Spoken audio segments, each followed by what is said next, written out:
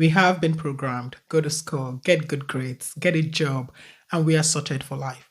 I grew up believing this. I went to school, got good grades, got a good job. The only thing was that I didn't feel sorted, and I decided to start looking for something to get me sorted. And I found it. I am currently on a journey which gives me a lot of fulfillment and happiness doing the things that I do and doing the things that I love to do. And sometimes when I hear people say they do not know which way to go or where to concentrate their energy, or they just are not sure if they are on the right path, I always share my experience of trying out different things while also keeping a full-time job. I have consolidated my learnings and experiences into a model that I call the 4 Ps. And under each P, I have called out some questions to guide your reflection process. And if you answer correctly and honestly, this can be a guide for you in knowing which wall your ladder should be placed, or at least confirm to you if your ladder is placed on the right wall. And I will be sharing this in today's episode. And I hope that this points you to your energy zone, and or at least confirm to you that you're already in your energy zone. My definition of energy zone is that activity or that thing we should be investing the most of our energy into to get the most fulfillment and happiness. There is a quote I love so much by Stephen Covey, which says that if your ladder is leaning against the wrong wall, every step you take gets you to the wrong place faster. We are not tied to the course that we studied in school. We are not tied to our good grades. We should only be tied to whatever gives our life meaning, helps us to meet our needs, and live a life of impact. The first of the 4 Ps is past. And the questions under this are, what are those things you did as a child when no one had any influence on you? And then the second one is, what is it that you do without being told to do it? You just do it because you like it. What activities in the recent past made you extremely happy? I have asked myself these questions a couple of times because I don't want to lose those things that come natural to me. As a child, I wrote a lot, I spoke a lot, I still do. I would sit in front of my mother's mirror and speak for hours, and I would write poems and stories. It is not surprising today that I love to speak and I love to write, and I have a very good storytelling skills. And I have been doing this for many years, sharpening my skills and learning how to speak better, how to write better, and I enjoy doing these things. So my advice, take some time, reflect on these questions.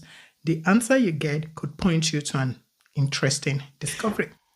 The second P talks about passion. Under this, I have 3 questions too. The first one is, what are those things that you absolutely enjoy doing? I remember a quote from Steve Jobs, which says, you've got to find what you love. Your work is going to fill a large part of your life. And the only way to be truly satisfied is to do what you believe is great work. And the only way to do great work is to love what you do. One thing I like to say on this second one is that at the point where you're writing down the things that you absolutely love doing, allow you to flow freely. Don't restrain yourself. It doesn't even matter whether it sounds ridiculous to you. Just write out everything you absolutely enjoy doing. The second question under this P is, if you had free 24 hours to do whatever makes you happy, what would it be? And no, you are not allowed to Netflix and chill. So what is that thing you would do if money wasn't a constraint? How would you spend your time? And then the last question, what is that thing you love doing and would do it for free? For example, I like teaching, coaching, and you don't even have to pay me. So you need to reflect on that skill that you have or that gift that you have, something that would take other people a great deal of time and energy, but for you, it's almost effortless, and you do not mind doing it for free. I remember the late Sound Sultan, a popular Nigerian musician, said at an event that I attended that anytime he is paid to perform, he thinks he is being paid to have fun. Now, let's get to the third P, people's opinion. These are not just people. Let's be clear. These are close people who know you well. The first question here is, what are close friends or family saying you're brilliant at? I think sometimes we discount the compliments we get from those around us, those close to us. Sometimes it is, oh, wow, you're good with numbers. You're great with children. You're very good when it comes to coordinating family functions. You just always know the appropriate gifts to give. You could also ask close friends to tell you one thing they think you will be successful at. Of course, some may just say, just stick to what you're currently doing. You do it pretty well. Where there is a common opinion on what you're brilliant at, this doesn't mean you should stop what you're currently doing. It just means that you should also put some energy into those things that they have identified for you.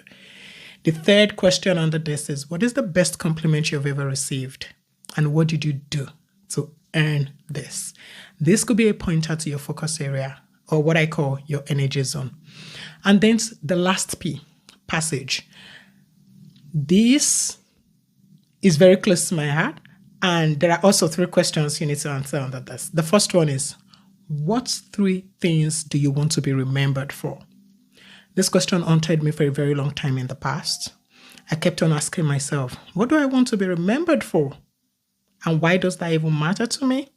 And I think I found the answer when I started coaching, mentoring, teaching, because I want to be remembered as somebody who is always learning, somebody who is making a difference in our own life and in the lives of those around her, helping them to make the best decisions for themselves, and not just in career, but in their personal lives.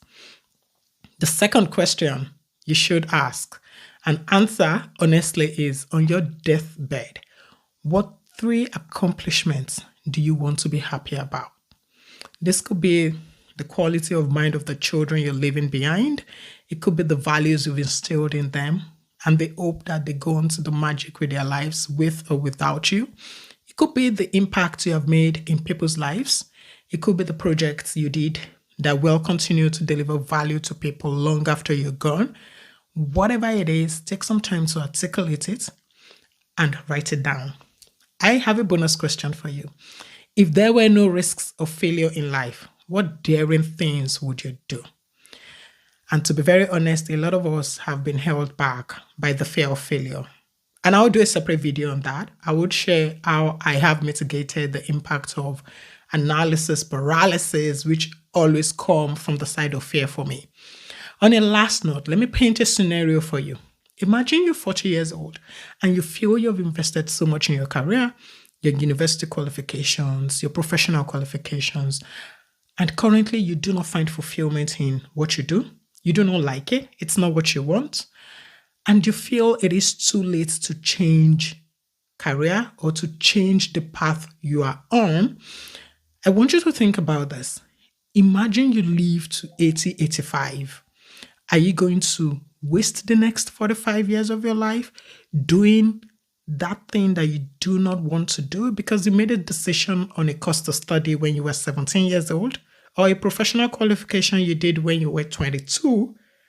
This is why you need to go through the 4 Ps. And I hope that you find some common themes in your responses to these questions. And I hope it points you in the direction of your energy zone, or at least gives you that confirmation that your ladder is leaning on the right wall.